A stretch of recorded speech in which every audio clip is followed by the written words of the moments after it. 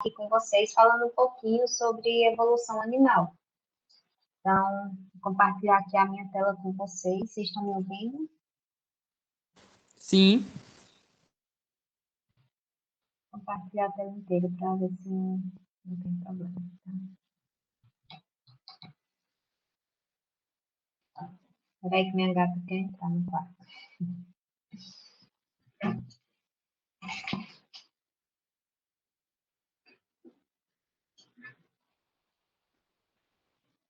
Estão conseguindo ver minha tela? Sim, Ednalva, dá para ver sim, viu? Passa o slide para a gente ver se passa normalmente. Passou, viu? Pode continuar. Pronto, então vamos lá. Então, é um prazer estar aqui com vocês hoje, né? E aí eu intitulei a nossa aula de hoje chamando assim, Evolução Animal, Contribuições de Lamarck e Darwin na compreensão dos processos evolutivos. Porque nas próximas aulas nós vamos detalhar mais assim sobre como essa evolução acontece em esferas menores, né? E como ela molda toda a parte da nossa biodiversidade atualmente. Mas antes que a gente conseguisse compreender isso, né, foi necessário que grandes pesquisadores viessem e falassem um pouco sobre essa questão, né, trouxessem suas contribuições para que a gente possa entender melhor como ocorre todo esse processo. Então, primeiro vou falar um pouco sobre mim. Né? Eu me chamo Ednalva, sou bióloga, me formei em 2022 e fiz uma especialização em ecologia e gestão ambiental pela FAVENG. Trabalhei como professora, né, por vários anos, na verdade, né, mas oficialmente, no ano de 2022, eu estive em 2 escolas. E aí, atualmente, eu sou mestranda em diversidade biológica e recursos naturais, na linha de taxonomia, diversidade e evolução, né? E eu desenvolvo um trabalho com lagartos fósseis, isso no laboratório de paleontologia da URCA e também no laboratório de biologia e ecologia de animais silvestres na UFCA. E também sou membro, né, associado da ONG Biodiverso. Então, essa é só uma introduçãozinha para que vocês possam me conhecer um pouco. No meu trabalho, querendo ou não, eu envolvo muito essa questão evolutiva, né? Uma vez que eu trabalho com fósseis. E os fósseis, né, há muitas pessoas que falam que os fósseis são evidências desse processo evolutivo, né? E a gente pode dizer que sim, ele é uma peça fundamental para a compreensão, né, de como a biodiversidade se molda no tempo e nas condições, né, que estão disponíveis no espaço. Mas então eu preparei aqui esse roteirozinho aqui para vocês, né? Teorias evolutivas, né, o lamarckismo, o darwinismo, né, a seleção natural, e falar um pouco sobre a teoria sintética da evolução. E aí a gente vai frisar alguns conceitos e áreas que são importantes para a compreensão da evolução animal. E aí é claro que eu tenho que puxar um pouquinho o saco para o meu lado, né? A gente vai falar um pouquinho também sobre o registro. Mas aí eu quero saber de vocês, quando eu falo de evolução, qual é a primeira coisa que vem à mente de vocês? Vocês podem falar, ligar o microfone ou podem responder no chat também, que eu estou acompanhando.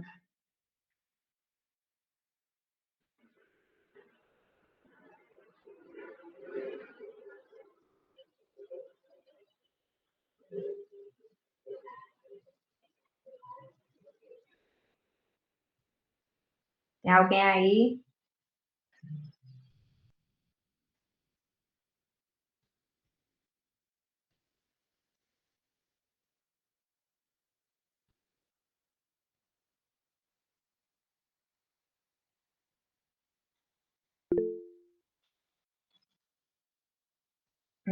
Seleção natural, Darwin. Já é um pensamento bem biólogo, né? Então, quando eu falo de evolução, né, se vocês quiserem, podem continuar respondendo. Quando eu ouvi falar pela primeira vez de evolução, e até hoje, quando fala de evolução, a primeira coisa que eu lembro é de Pokémon. É tanto que vocês não estão vendo, mas a minha camisa hoje é temática, sabe? A evolução do Charmander. Então, o primeiro contato que eu tive com esse termo foi através do desenho, né? Do anime Pokémon. Onde a gente via ali o Pokémon, né? E aí tinha as evoluções seguintes em que ele era melhorado, né? Em que ele ganhava novas adaptações, né? Para aquilo que ele precisava. Então, esse foi o meu primeiro contato com evolução. E sempre que eu vou falar sobre esse tema, eu gosto sempre de relacionar ao anime, porque é uma coisa que eu acho que fica mais fácil de marcar, né? Aí tem vários outros animes que também falam sobre isso, mas eu acho que Pokémon é um dos que melhor representam essa condição. Alguém levantou a mão, foi? Achei que sim. Mas então tá. Então, de uma forma geral, a gente sempre escuta falar sobre evolução, né? A gente ouve falar sobre isso em relação a várias esferas da nossa vida. Por exemplo, na parte religiosa, né, a gente não é tão falado sobre esse conceito, até porque, né, boa parte de algumas religiões eles têm como base a questão do criacionismo, né, de que todas as formas de vidas existentes foram criadas por um ser superior. Mas aí a gente tem várias outras formas, né, como por exemplo o que eu apresentei para vocês, né, quando falamos de evolução para uma população geral, geralmente a população vai pensar imediatamente naquela imagenzinha, né, do macaquinho levantando até ter um homem no final, né, que é uma forma um pouco errônea de pensar sobre evolução, até porque a evolução não é um processo simples, né? A evolução é um processo complexo que vão seguindo vários passos. Então, acontecem vários processos, várias adaptações, várias bifurcações na árvore da vida para que haja esse processo evolutivo. E aí a evolução é uma coisa que a gente pode conseguir ter dados desse processo evolutivo durante um curto período de tempo, mas de uma forma geral, né, isso só vai acontecer com um longo período de tempo, né? Então, a evolução, ela não é apenas uma teoria, porque ela vai ser um conceito, né, como já foram testados várias vezes e já foi comprovado que as hipóteses estão confirmadas, né? Então, a partir do momento que essas hipóteses não estão confirmadas, nós dizemos que isso não é mais uma teoria. Então, a evolução é um conceito que nos ajuda a dar sentido a uma grande quantidade de dados, né, sobre os seres vivos nas mais diversas esferas científicas possíveis. E sem essa teoria da evolução, né, sem que houvesse sido construída essa teoria, estudada, testada e publicada, a história da vida na Terra ela não passaria de fatos desconexos, né? Até porque o conceito de teoria ele quer dizer mais ou menos que é um poder explicativo e preditivo. Então, a teoria vai ser essa capacidade de explicar, de predizer determinados conceitos e coisas. Então, de uma forma bem geral, as pessoas acreditavam que os seres eles eram fixos, né? Eles não sofriam nenhum processo de mutação. Então, durante muito tempo, o que valeu, né, em relação à ciência foi o fixismo, né, de que aqueles organismos eles tinham sido criados e permaneceriam assim ao longo do tempo, né, porque eram perfeitos, porque eram o exemplo de perfeição, né? Já o conceito de evolucionismo eram vistos pela população como uma coisa imperfeita, uma coisa que precisava ser melhorada, né? Uma vez que haviam essas mudanças, né? Mas hoje a gente sabe que nenhuma dessas duas formas de pensar estão exatamente corretas. E aí surgiu uma vertente, né, para explicar um pouco sobre essa questão de como era que esses seres, de como era que havia a modificação desses seres. Proposto pelo francês Lamarck. Então, Lamarck, lá no século XIX, ele fundou, né, um conceito que hoje nós conhecemos na biologia como Lamarck. Então, ele tinha vários conceitos, né? Ele acreditava em várias coisas, ele era uma pessoa religiosa, então ele acreditava na teoria da biogênese, de que a vida poderia surgir de um objeto inanimado. Ele acreditava que as espécies eram fixas, né? Que elas não haviam, não tinham como haver modificações nessas espécies. E aí ele criou duas leis, né? Que foi a lei do uso e a lei dos caracteres adquiridos. E por que ele criou essa lei, né? Ele acreditava muito numa ideia chamada de transformismo, em que as coisas podiam, né, sofrer aquela pressão e, a partir de então, sofrer uma modificação. Então, na época em que Lamarck estava montando os estudos dele, haviam muitas descobertas de fósseis. E aí os fósseis, eles acabavam chamando a atenção dele também. E aí, ele vendo que muitos dos organismos que eram encontrados fossilizados não eram tão semelhantes com as espécies atuais, ele acabou fundando nessas leis do uso e do desuso e da transmissão dos caracteres adquiridos para justamente falar sobre essas modificações que ele percebia, né, nessas diferenças do registro fóssil para os seres atuais. Então, basicamente, a lei do uso e do desuso era o que ele usava para justificar de que uma característica, né, uma parte corpórea, que era mais utilizada, ela tendia a se desenvolver melhor, enquanto o que não era usado, né, tendia a ter uma certa atrofia. E ele usou girafas, especialmente, né, para falar sobre essa questão, que aí seria o pescoço da girafa, como a girafa precisa se alimentar de folhas, né, que estão em ambientes mais altos, então ela ficaria mais o pescoço, e isso faria com que o pescoço da girafa crescesse. E aí, consequentemente, né, essas características elas seriam transmitidas para os descendentes dessa girafa. Então, essa seria a segunda lei, né, que seria a lei da transmissão dos caracteres adquiridos.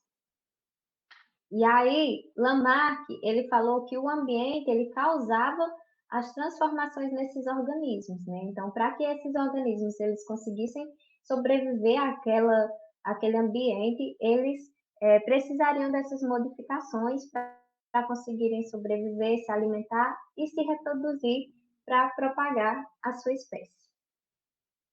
E aí, eu gosto sempre de usar esse postzinho aqui, né, que fala sobre essa questão de como era que Lamarck via esse mundo, né? Então, trazendo aqui para o nosso contexto atual de internet e do mundo dos memes, né? Então, eu trouxe essa falazinha aqui. Né? Mas, durante muito tempo, em que Lamarck ele construiu essa ideia, ele fez as publicações, né, boa parte disso foi considerado como válido, né, como uma verdade absoluta. E aí, alguns pesquisadores decidiram fazer uns testes para comprovar se essa teoria realmente era verdade ou se não.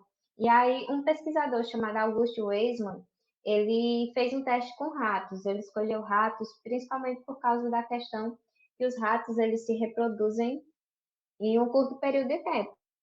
Então, em algum tempo, ele conseguiria analisar diversas gerações, né? Uma vez que eles se desenvolviam rápido, se reproduziam rápido, né? E geravam bastante descendentes. Então, o que o Augusto fez?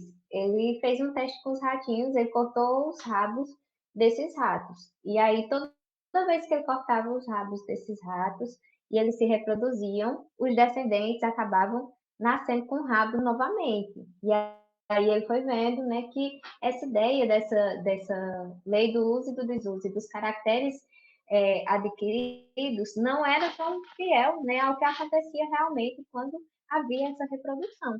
E aí, depois de 20 gerações, ele viu que isso não era verdade. E aí, esses estudos eles se intensificaram posteriormente, né, com as descobertas de Charles Darwin e também de Wallace. Então, Darwin, ele fez uma grande viagem, né, que todo mundo conhece a viagem que ele fez, né, no Beagle. E aí ele passou por vários lugares. Nos lugares que ele passava, ele ia fazendo várias anotações sobre a questão da biodiversidade, das florestas, né, dos animais, dos hábitos de vida desses animais.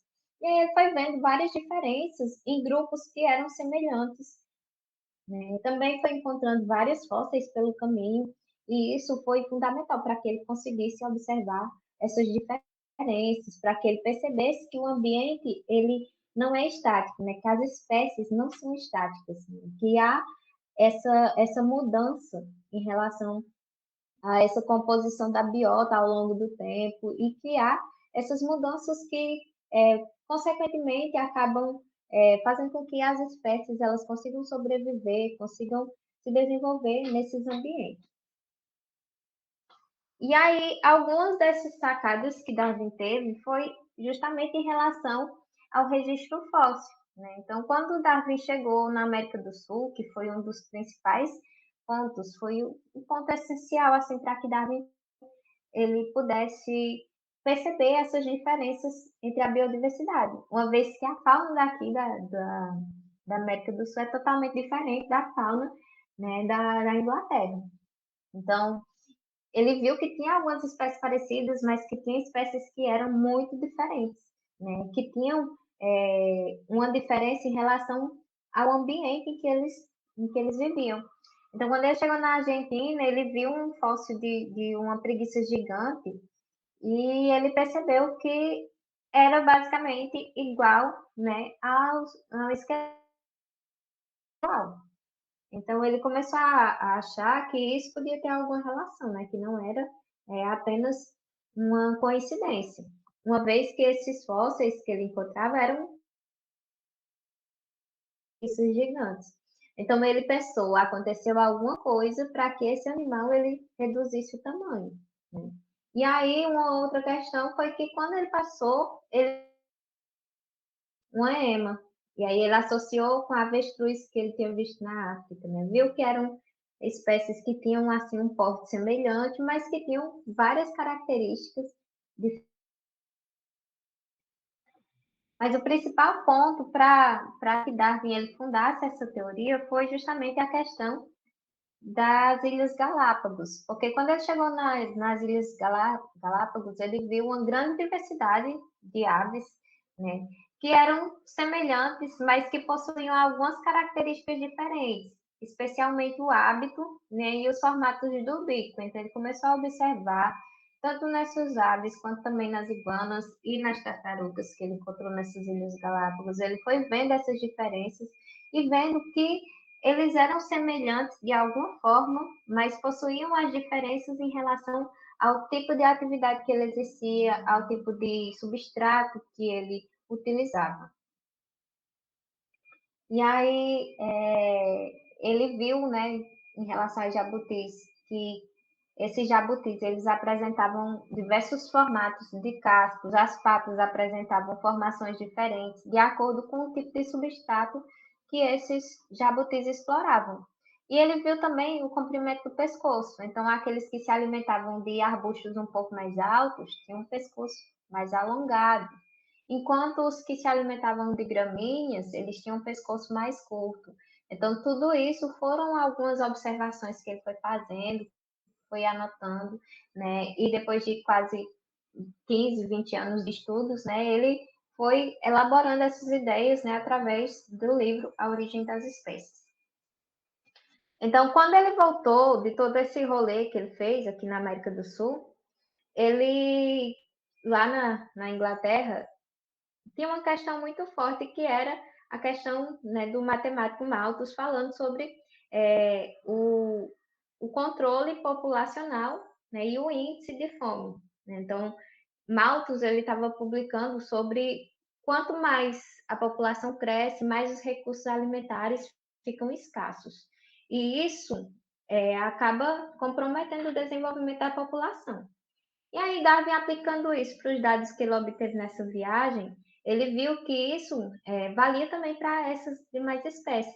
E que esse descontrole, né, essa falta de equilíbrio em relação ao crescimento populacional e aos recursos alimentares disponíveis, não só os recursos alimentares, mas também os recursos de substrato, né, os recursos climáticos, entre outros, né, que são os fatores bióticos e abióticos, provocaria, assim, uma luta pela sobrevivência. E aí, na sacada de Darwin, ele percebeu que aquelas espécies que estivessem mais adaptadas para aquela situação específica seriam as espécies que iam se desenvolver melhor, que iam conseguir sobreviver àquela crise e que deixariam descendentes, né, para prorrogar a espécie. Então, Darwin ele fundou a seleção natural. E aí, nessa teoria, ele diz que todos os seres, eles descendem de um ancestral comum. E o ambiente, ele seleciona essas transformações.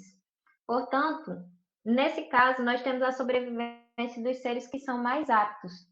E aí, esses seres que são mais aptos, eles geram descendentes que são igualmente aptos, né, para conseguir sobreviver àquelas pressões ambientais.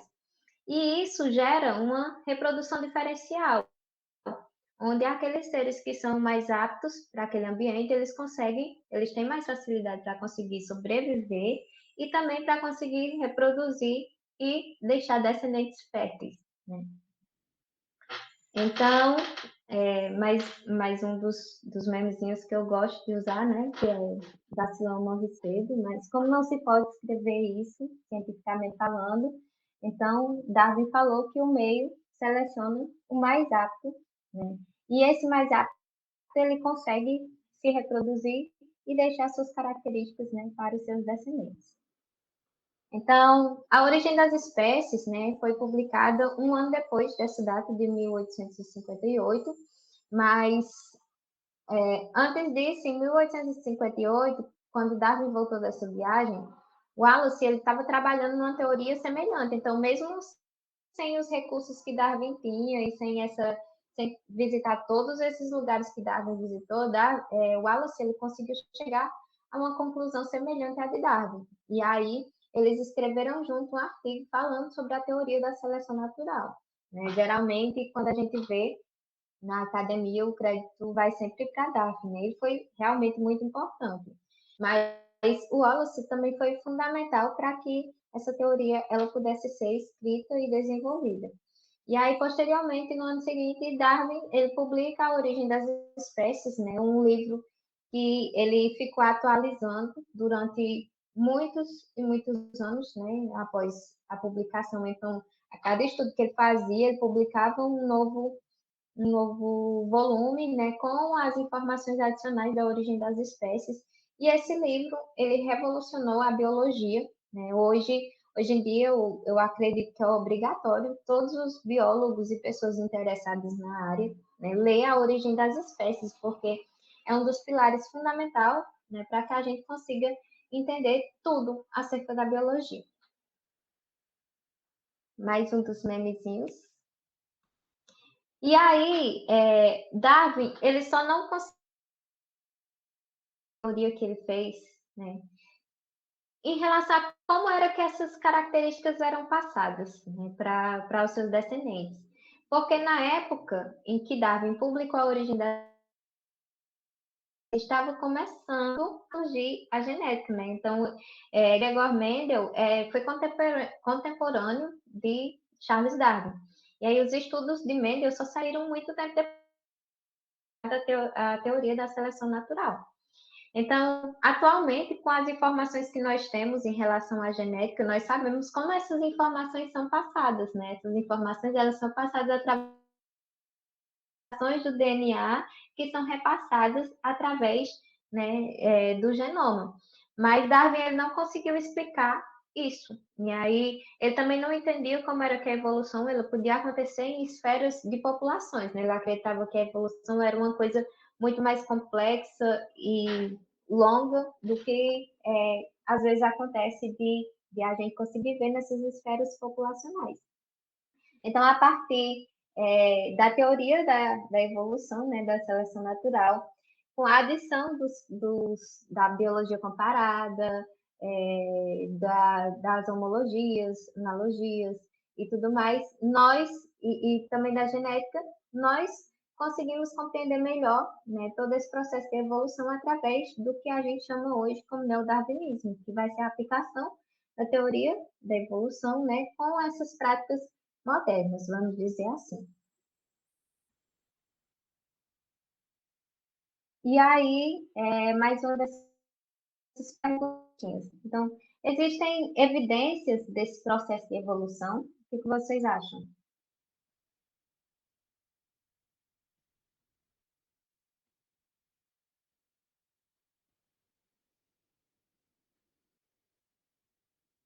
Eu diria que é assim. Em relação à evidência, evidência é uma palavra muito forte, mas a evolução é uma coisa que já foi comprovada com diversos estudos de diversas áreas. Então, sim, existem, né?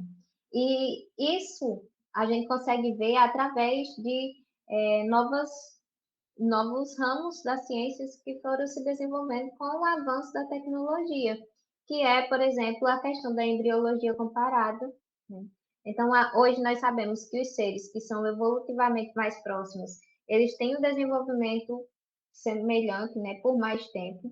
Então, existe uma área específica para estudar essas características, esse processo de desenvolvimento e comparar, né, com as espécies que nós temos e como elas se desenvolvem, para tentar entender de que forma, né, qual é aquele ancestral comum, o quanto aquela espécie ela se aproxima de uma outra espécie.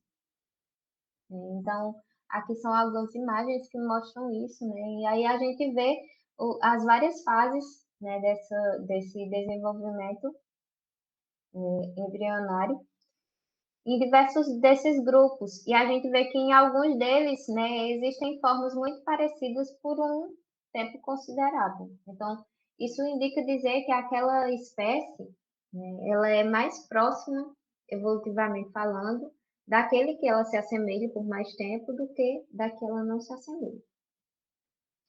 E a anatomia comparada é um dos processos fundamentais, né, que hoje nós utilizamos muito da anatomia comparada em vários setores da ciência, especialmente na paleontologia, na herpetologia, né, e na evolução de uma forma geral. Então, a anatomia comparada, ela vai ser justamente a área, assim, dedicada da ciência, em que vai analisar os formatos, né, a morfologia do corpo, e vai comparar com outras espécies, com outros grupos, ver as semelhanças e as diferenças, tentar encontrar as homologias, né? E as analogias. Então, no caso, quando nós falamos de homologia, nós estamos falando de estruturas, né, que têm a mesma origem embrionária, mas que podem apresentar, sim, funções diferentes, né? Então, aqui eu trouxe uma imagenzinha clássica que tem aqui as corzinhas para falar dos ossos, né, desses ossos, e os grupos. Então, aqui a gente tem uma pata de uma tartaruga, uma nadadeira de um golfinho, o braço do homem, a perna do cavalo, uma asa de morcego e uma asa de ave. E aí a gente observa que todos eles têm formatos diferentes, mas eles derivam das mesmas estruturas.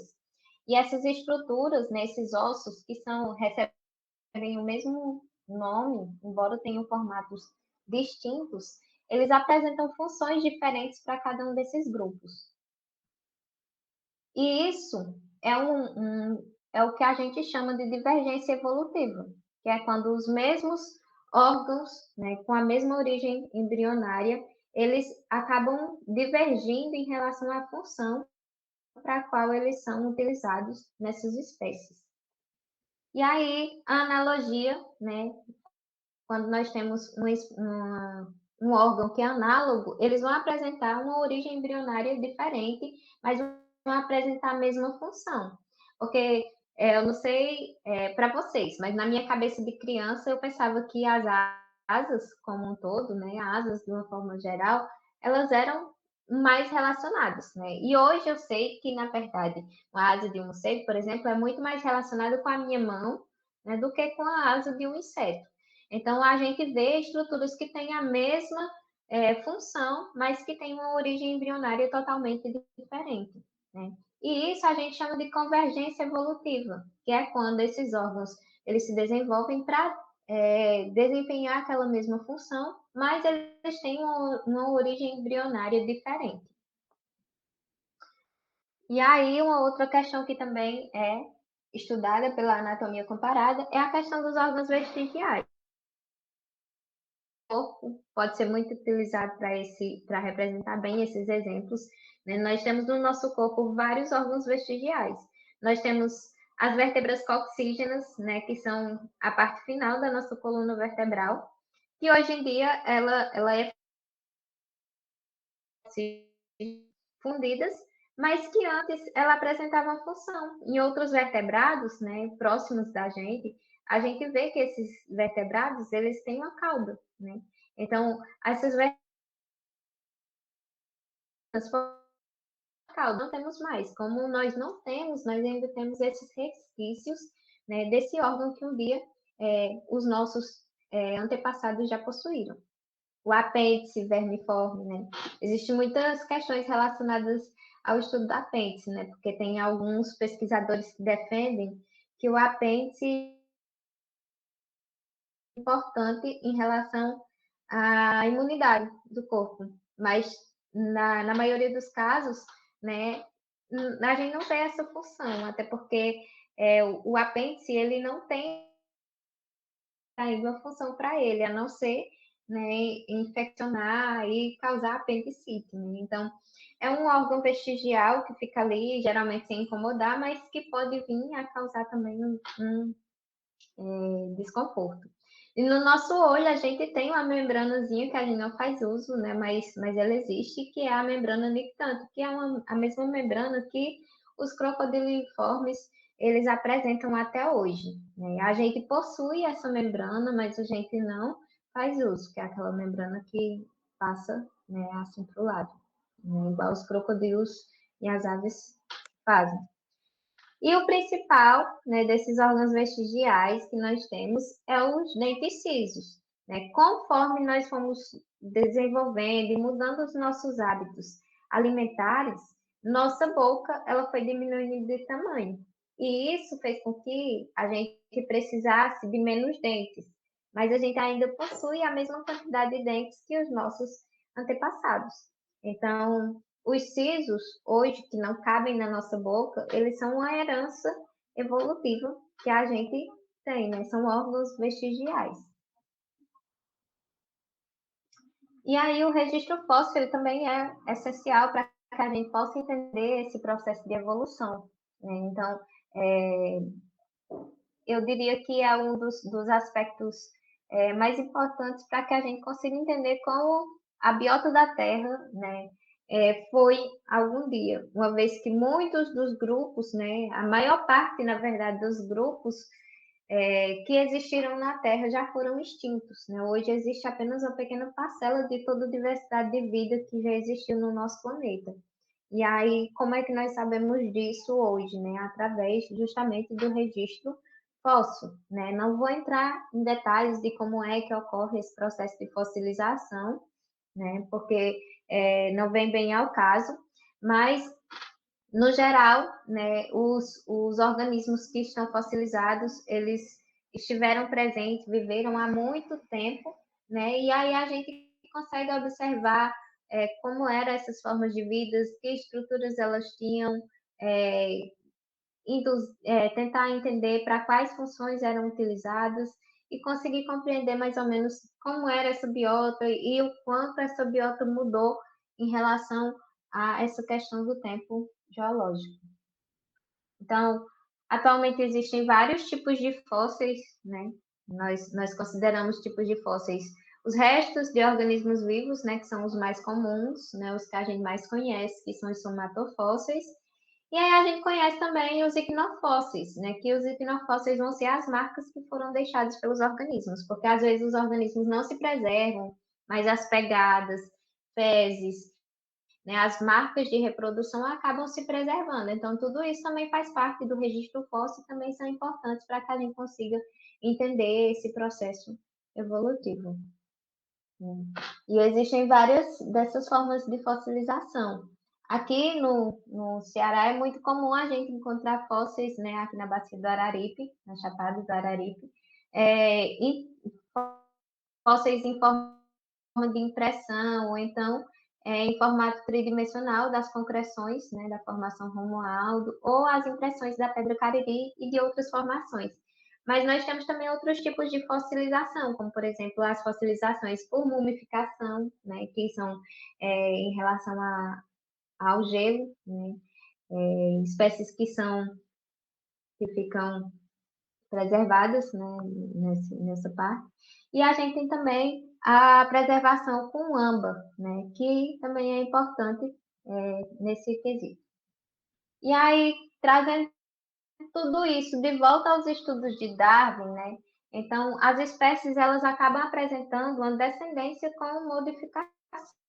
E aí, o termo que Darwin realmente utilizou quando ele estava escrevendo a teoria das espécies não foi o termo evolução, né? Foi justamente o termo descendência com modificação.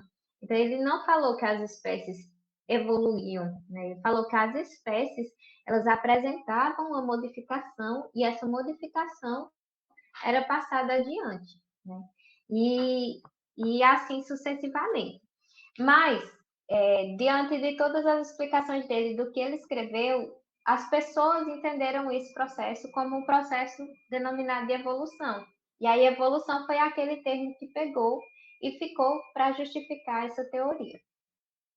Então, a evolução biológica, nós podemos dizer, é diferente de progresso, né? Uma vez que, às vezes, né, essas mudanças podem não ser benéficas para aquele organismo, né, a curto prazo. É importante frisar. Então, a evolução biológica é diferente de progresso, mas é uma modificação que acontece, né, de uma forma aleatória para que essas espécies elas se mantenham naquele ambiente.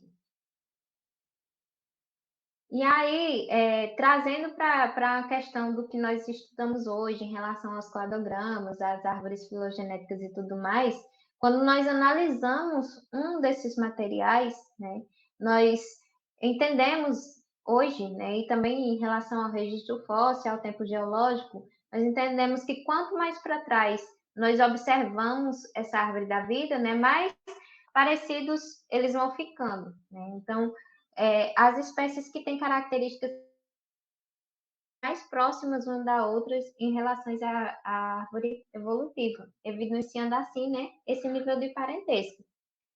Então, muitos materiais fósseis, por exemplo, eles apresentam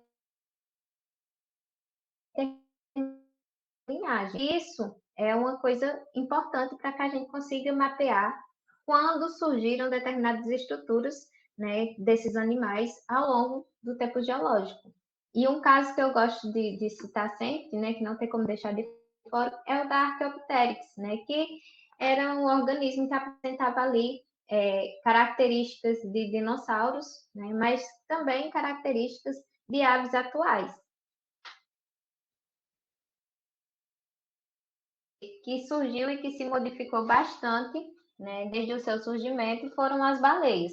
As baleias, quando elas surgiram, elas tinham esse formato de corpo mais semelhante assim com um cavalo, um animal quadrúpede terrestre, né? Então, esse animal ele acabou passando por várias pressões ambientais e sofrendo uma transformação gradual desses membros. Então, o que antes eram membros traseiros e dianteiros, né, em formato mais semelhante pernas e braços, né, de organismos terrestres, foram sendo transformados em nadadeiros. E essa não é a única característica que mudou nesses organismos, né?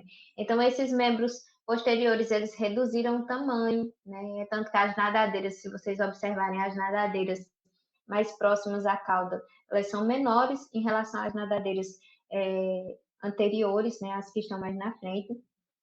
E uma outra coisa que também mudou foi em relação às narinas, porque o focinho dessas baleias, ele acabou migrando ao longo de todo esse tempo, desses processos evolutivos, né? Acabou migrando para a parte de cima da cabeça, né? Para aquele orifíciozinho que geralmente a gente vê nos videozinhos que passam de baleias, nas baleias jorrando água para aquela parte de cima da cabeça. Então, isso ali é o focinho do animal, né? Que por uma questão evolutiva migrou, né, de tamanho. Então, aliás, de localização. E aí, todas essas questões, elas fazem muito sentido quando nós relacionamos, né, com o que foi publicado por Charles Darwin, né, na teoria da evolução.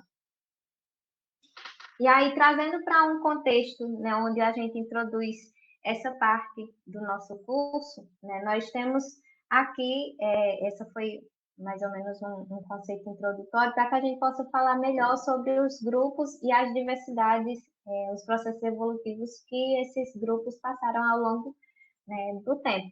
Então, geralmente, a gente observa um cladogramazinho e uma árvore filogenética e a gente já pensa imediatamente nesse processo de evolução, nas características que foram mudando ao longo do tempo.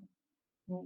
E aí eu trouxe esse cladograma, que é um dos que a gente utiliza, né, como uma das hipóteses aceitas em relação ao desenvolvimento animal, né, para falar sobre esse processo de evolução. Então, falando aqui sobre pegar um pincelzinho para apontar.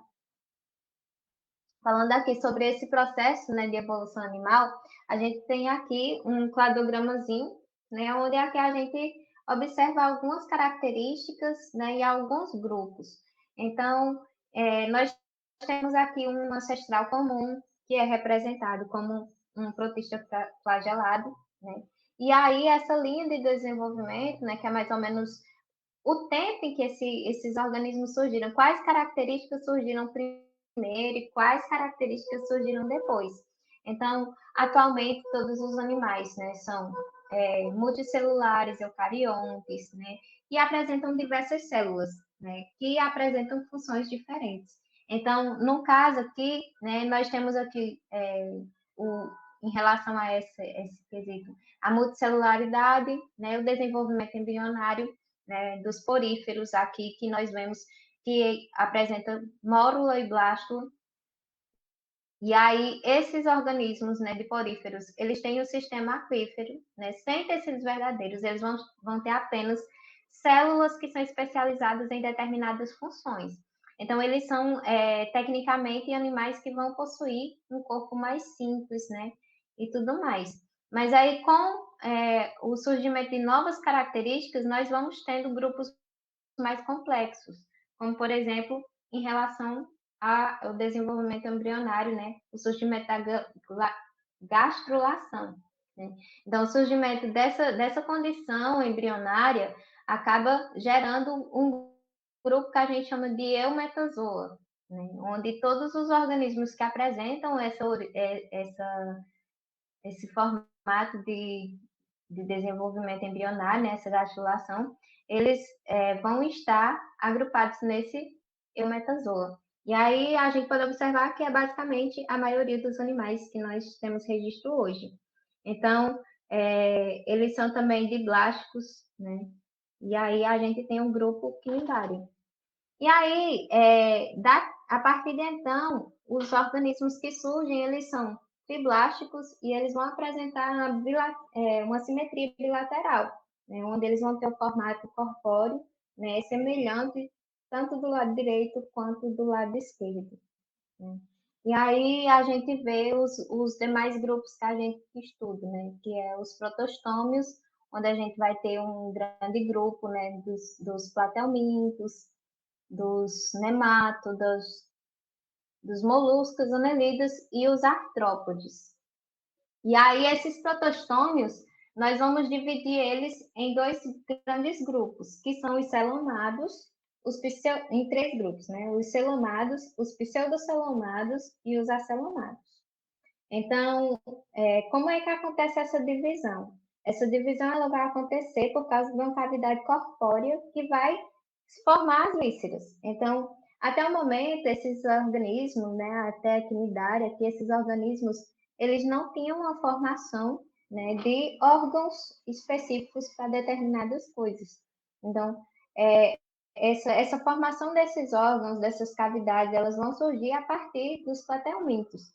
Então, os platelmintos são seres, né, são acelamados, ou seja, eles não vão apresentar celama, não vão ter essa cavidade corpórea formada. Então, de uma forma geral, o corpo deles é simples, eles possuem poucos órgãos, né, para suas funções vitais. Já os nemátodas, né, que são os vermes cilíndricos, eles já vão ter um pseudoceloma, né? Vai ser uma estrutura que vai formar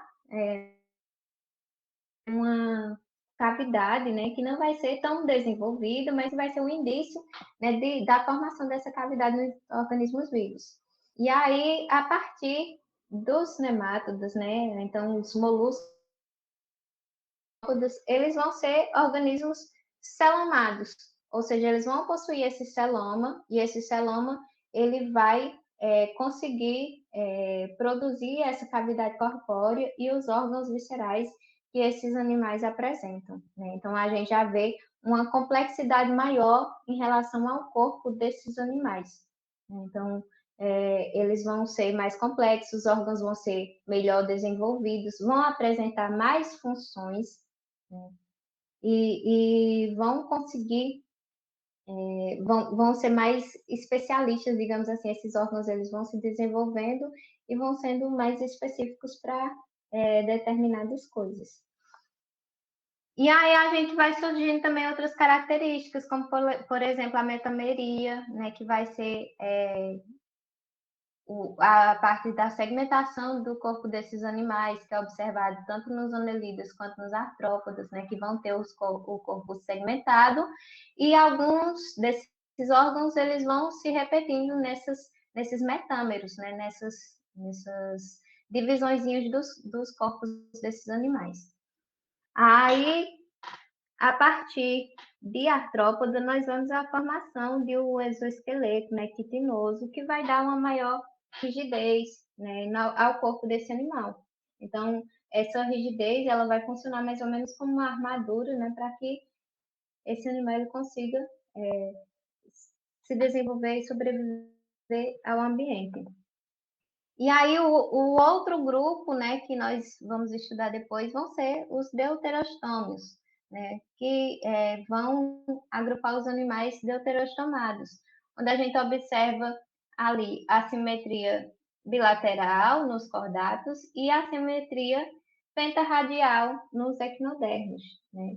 E aí, nesse grupo, a gente vê também essa parte da metameria, né, em alguns desses grupos, e a presença, justamente, o surgimento e a presença da notocorda e do tubo neural, que vai dar origem ao sistema nervoso, né, no grupo dos cordatos. Então, a partir das próximas aulas, nós vamos falar um pouco mais sobre as características de cada um desses grupos, que vocês já viram alguns deles, né, mas a gente vai falar mais em relação à questão das adaptações desses organismos em relação a estratégias evolutivas, como a utilização da cor, a formação da cor e a desenvoltura desses animais, dessas estratégias em relação a estratégias fisiológicas, morfológicas e também comportamentais para que esses animais eles se desenvolvam nesses ambientes e consigam sobreviver, né? Então, a gente vai detalhar um pouco mais sobre isso a partir das próximas aulas. E aí eu trouxe um gifzinho para mostrar para vocês, né, como é de fato esse processo de evolução humana. Opa, deixa eu ver aqui. Como é que eu faço para aparecer aqui?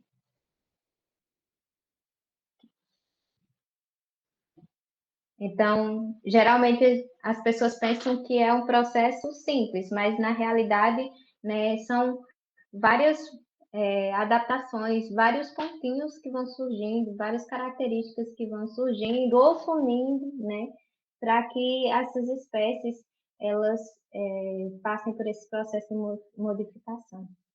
Então, é um processo complexo, né? E essas mutações, elas são passadas. E aí, para finalizar, eu gostaria de deixar essa frase aqui para vocês, né? Que é: na biologia, nada faz sentido exceto a luz da evolução, de Theodosius Dostoiévski, né? Que é uma frase, né, que faz com que a evolução ela tenha todo o reconhecimento, né, em relação à questão da ciência, da biologia. Então, caso vocês tenham alguma dúvida, eu me colocar à disposição. Essa foi uma aula introdutória, e aí, a partir das próximas aulas, nós vamos falar um pouco mais sobre como a evolução aconteceu em diversos desses grupos e sobre esses processos, né, em relação à questão da morfologia, fisiologia e do comportamento animal aplicados aos estudos evolutivos. E aí, eu coloquei também como uma proposta, né, para a nossa última aula, falar um pouco mais sobre a questão das coleções, no caso das coleções zoológicas, né, museológicas, e da importância que tem para a taxonomia, para a evolução e também para a filogenia, né, porque eu acho que esses conceitos geralmente não são muito trabalhados, né, na academia, então eu acho importante que a gente fale um pouco mais sobre essa questão, sobre como é que acontecem esses estudos e qual a importância dessas coleções zoológicas para que a gente consiga desenvolver mais estudos nessa área de biodiversidade e também de evolução. Então, me coloco à disposição, caso vocês tenham alguma dúvida, eu estou disponível.